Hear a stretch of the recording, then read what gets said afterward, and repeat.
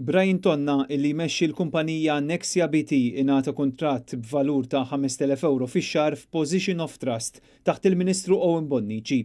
Fil-fatt kien issa li ħareġ fid-der illi Tonna kien konsulent tal-Ministru Owen Bonnici fl-eqqel tal-iskandlu tal-Panama Papers.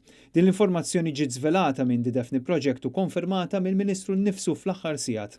Brian Tonna ingħata kuntratt full-time bħala konsulent fil-Ministeru tal-Ġustizzja bejn Awwissu 2014 u Awwissu 2016 li ma kariga żamma fuq bażi part-time sal-2017. Il-fatt li dan il-kuntratt estenda sas-sajf tas-sena li għaddiet ifisser li Brian Tonna kien konsulent tal-Ministru Owen Bonnici meta beda d-inkjesta fil-qorti brabta mal-iskandlu ieħor tal-allegat tixħim mill-bejħ tal-passaporti, każ illi fih issemma wkoll iċ-Chief of Staff Kastilja Keith Schembri.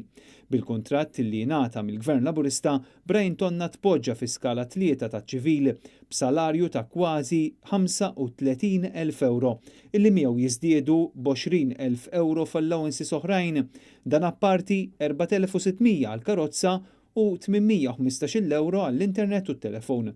Pakkett finanzjarju ta' Brian Tonna illi tant kien kbir li dħul tiegħu totali kien kważi ekwivalenti għal dak illi jaqla il-Prim Ministru.